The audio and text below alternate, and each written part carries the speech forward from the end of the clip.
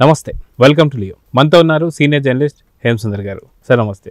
నమస్తే అండి. సార్, మనం చూసుకుంటే పవన్ కళ్యాణ్ గారు ఇప్పటిదాకా ఎన్నో పొలిటికల్ ఇంటర్వ్యూస్ కావచ్చు, పొలిటికల్ స్పీచెస్ కావచ్చు చూసాం. కానీ అదేవిధంగా సినిమాకి సంబంధించి ఆయన తీసిన సినిమాలు ఏ సినిమాకి కూడా ఆయన ఇంటరాక్షన్ విత్ మీడియా అనేది ఇప్పటిదాకా ఎప్పుడు జరగలేదని చెప్పేసి చెప్పుకోవాలి.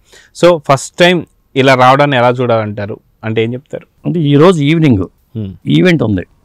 సాధారణంగా ఈవెంట్ ఉన్నప్పుడు ఈవెంట్లో మాట్లాడి వెళ్ళిపోతారు. మాట్లాడాల్సిన అంశాలన్నీ కూడా ఈవెంట్లోనే మాట్లాడతారు, మీడియాతో ఇంటరాక్ట్ అవ్వరు. కానీ ఆయనే చెప్పారు, నేను ఫస్ట్ టైం మీడియాతో ఇంటరాక్ట్ అవుతున్నాను, ఇంతకుముందు ఎప్పుడు కూడా చేయలేదు, పొలిటికల్ వాటిలో ఇంటరాక్ట్ అయ్యాను కానీ అని చెప్పి పవర్ స్టారే చెప్పారు. అది కేవలం ఈయన్ని ఒడ్డున పడేయాలనే తపనతోనే ఆయన మీడియాతో ఇంటరాక్ట్ అయ్యి ఆ సినిమా గురించి, ఆ సినిమాకి నిర్మాత పడ్డ కష్టాల గురించి ఎగరు పెడుతూ ఆయన మాట్లాడిన మాటలైతే నాకు అద్భుతంగా అనిపించింది నాకైతే. ఎందుకంటే ఒక నిర్మాత కోసం హీరోలు తప్పించడం అనేది చాలా అరుదుగా ఉంటుంది. మరి అలా పెద్ద నిర్మాత ఆయన, పైగా ఆయన ఎంత మౌనంగా ఉన్నారో ఆ సినిమా విషయంలో కూడా ఆయన ఎప్పుడు వచ్చి ఆఫీస్కి వచ్చినా కానీ మౌనంగా ఉండేవాడంట.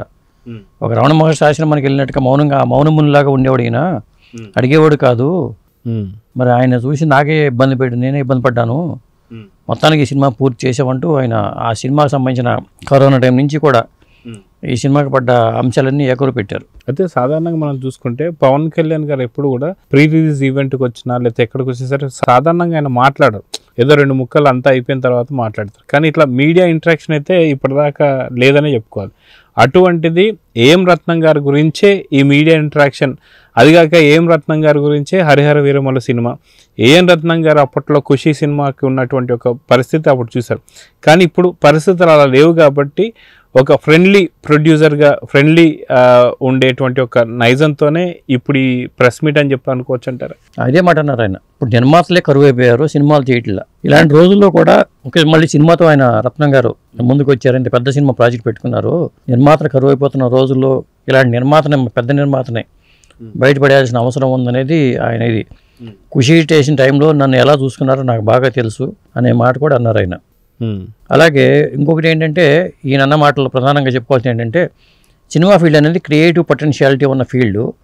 ఇక్కడ సత్తా ఉన్న వాళ్ళే నిలబడతారు. ఇప్పుడు నేనేదో జీరోగా వచ్చి నేను అసలు నాకు అనుకోకుండా వచ్చి నేను నటుండే అని తప్పితే జనరల్గా నేను అట్లా అయ్యే వ్యక్తినే. ఎవరైనా కానీ ఎవరో ఇట్లా వారసత్వంగా వచ్చినా కానీ, ఇప్పుడు చిరంజీవి గారు కొడుకుగా రామ్ చరణ్ వచ్చినా టాలెంట్ లేకపోతే నిలబడలేడు, నా కొడుకు వచ్చినా టాలెంట్ లేకపోతే నిలబడలేడు అంటూ ఆయన, ఇది క్రియేటివ్ పొటెన్షియాలిటీ ఉన్న ఫీల్డ్, ఇక్కడ క్రియేటివిటీని నిలబెడత తప్పితే వేరే ఏమీ కాదు అనే మాటలు కూడా ఆయన మాట్లాడారు. సో ఓవరాల్గా ఏం రత్నం గారి కోసం ఇంత అంటే ఒక సినిమాకి ముందే కమిట్మెంట్ ఇవ్వడం కావచ్చు, ఆ సినిమా దాదాపు 5 ఏళ్ళు పట్టినా సరే ఆ సినిమా డెప్యూటీస్ ఏమైనా అయిన తర్వాత కూడా కంప్లీట్ చేసే విధానం కావచ్చు, వీటన్నిటిని ఎలా చూడాలి? అంటే పవన్ కళ్యాణ్ గారు ఒక్కసారి మాటిస్తే మడమ తిప్పడు అని చెప్పి అనుకోవచ్చు అంటారు. అవును, ఇప్పుడు ఆయన 57 రోజుల పాటు క్లైమాక్స్ షూటింగ్ చేసామని చెప్పారు.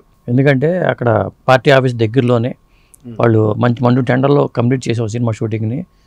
దాదాపు 57 రోజుల పాటు మేము కష్టపడ్డాం ఇది ఈ క్లైమాక్స్ కోసం. క్లైమాక్స్ అద్భుతంగా వచ్చింది. అంటే సినిమాకి సంబంధించిన అంశాలు కూడా చెప్పారు. అంటే కథాపరంగా చెప్పాలంటే కొల్లూరులో దొరికిన కోహినూర్ వజ్రం నైజాం నవాబుల దగ్గరికి ఎలా వచ్చింది, అక్కడి నుంచి మొఘలుల దగ్గరికి ఎట్లా వెళ్ళింది, ఆ కోహినూర్ వజ్రానికి సంబంధించిన కథాంశం ఇది.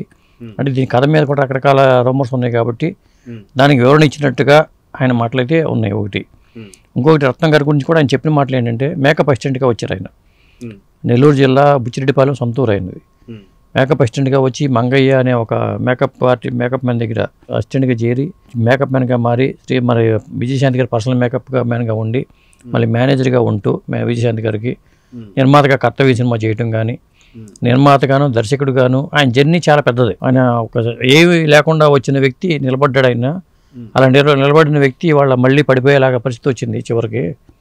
ఆయన నిలబెట్టడం కోసమే ఈ సినిమాని చేసి ఖుషి తర్వాత నేను మళ్ళీ ఈ సినిమాని చేశాను అనే మాటలు ఆయన వాడాడు. అంటే ఓ నిర్మాత నిలబెట్టండి అని రిక్వెస్ట్ చేసినట్టుగా ఉంది ఆయన మాటలు కూడా. సాధారణంగా ఏం రత్నం గారి యొక్క లైఫ్ స్టోరీనే ఒక సినిమాగా తీయొచ్చు. అప్పట్లో ఒక పెద్ద స్టార్ ప్రొడ్యూసర్ కిందే మనం చూసుకుంటూ రావాలి. అటువంటి స్టార్ ప్రొడ్యూసర్ ఈరోజు ఈ పరిస్థితికి ఎందుకు వచ్చారు? సరే, ఇలాంటి పరిస్థితికి వచ్చినప్పుడు పవన్ కళ్యాణ్ గారే ఎందుకు హెల్ప్ చేశారంటే ఏం చెప్తారు? అదే అందరు హీరోలు చేయరు. ఇప్పుడు కొంతమంది నిర్మాత ఎన్టీ రామారావు గారు, కృష్ణ గారు, వీళ్ళు నిర్మాతల గురించి ఆయన ఒక ఇంటర్వ్యూలో నేను చూసా. కృష్ణ గారి వల్లే నేను ఎస్పి వెంకయ్య బాబు గారి అబ్బాయి అంటే ఫంక్షన్ చేద్దాం, సినిమా ఫంక్షన్ చేద్దాం అనుకున్నారంట. కృష్ణ గారు అన్నారంటే ఎంత అవుద్ది ఖర్చు అంటే ఫంక్షన్కి నిర్మాత ఎస్పీ వెంకన్న బాబు గారు 4 లక్షలు అవుతుందని చెప్పారంట. ఆ 4 లక్షలు ఫంక్షన్ చేసే బదులు ఇక్కడ ఇల్లు కొనిచ్చేద్దాం వెంకన్న బాబుకి అని చెప్పి ఇల్లు కొన్నారట. ఇట్లా నిర్మాతల కోణంలో ఆలోచించే హీరోలు చాలా తక్కువ మంది ఉంటారండి. ఇప్పుడు ఈయన కూడా పవర్ స్టార్ కూడా ఈయనకి ఎందుకు సినిమా చేస్తున్నారంటే ఇప్పుడు ఖుషి చేసి చాలా కాలం అయింది. ఖుషి పెద్ద హిట్, పవర్ స్టార్ కెరీర్లో కూడా మలుపు తిప్పిన సినిమాగా చెప్పచ్చు. అలా నిర్మాత మళ్ళీ నిర్మాతలకి ఎత్తుపలాలు ఎక్కువ ఉంటాయి, ఇక్కడ ఎగుడిగుళ్ళు ఉంటాయి. దాంట్లో మరి కొన్ని సినిమాలో కొన్ని ఫ్లాపులు. ఇప్పుడు ఈ సినిమాకి సంబంధించిన ఒక ఇష్యూ కూడా నడుస్తుంది తెలంగాణ ఫిల్మ్ ఛాంబర్ ఆఫ్ కామర్స్లో. ఈయన నాకు 2.5 కోట్లు రావాలంటూ కొంతమంది న్యాయం చేయమని అడుగుతున్నారు, సినిమా రిలీజ్ అవుతుంది కాబట్టి. ఇలాంటి ఇబ్బందులు నిర్మాతలకు ఉంటాయి. ఇంకోటి ఏంటి, ఎక్కువ కాలం అయిపోయేసరికి నిర్మాతల మీద భారం ఎక్కువ పడుతుంది. ఫైనాన్షియల్గా వాళ్ళు ఎక్కువ వడ్డీలు తెచ్చుకుని మనం కోలుకుంటామా లేదా అనే పరిస్థితి ఒత్తిడి ఉంటుంది. ఇది అర్థం చేసుకోబట్టి ఆయన ఈ సినిమా ప్రమోషన్ వర్క్ రావాల్సిన బాధ్యత హీరోలకు ఉంటుంది.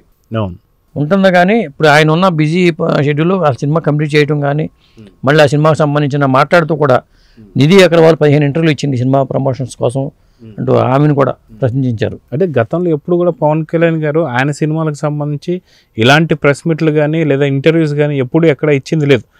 ఫర్ ద ఫస్ట్ టైం అని చెప్పి అనుకోవచ్చా పవన్ కళ్యాణ్ గారు ఏం రత్నం గారి కోసమే ఇప్పుడు ఈ యొక్క మీడియాతో ఇంటరాక్షన్ అంటే? అవునండి, గతంలో కూడా ఆయన ఎప్పుడు ఇంటర్వ్యూలు కూడా ఇవ్వాల, ఏదో 1-2 ఇంటర్వ్యూలు తప్పితే నాకు తెలిసి ఆయన ఇంటర్వ్యూలు కూడా ఇచ్చేవాళ్ళు కాదు. ఆయనే అన్నారు కదా, నేను సినిమాలు చేసుకు వెళ్ళిపోతాను, సినిమా బాగా వచ్చిందో లేదో చూసుకుంటాను, ఆ విషయాలు చెప్పారు. తర్వాత నేను నేర్చుకున్న కరాటే ఇలాంటి మార్షల్ ఆర్ట్స్ కూడా నాకు ఈ సినిమా చేయడానికి ఉపయోగపడినాయి అని చెప్పి మాట కూడా అన్నారు. ఇలా చాలా విషయాలు నెమరు వేసుకున్నారు ఆయన ఈ ఈవెంట్కి వచ్చి.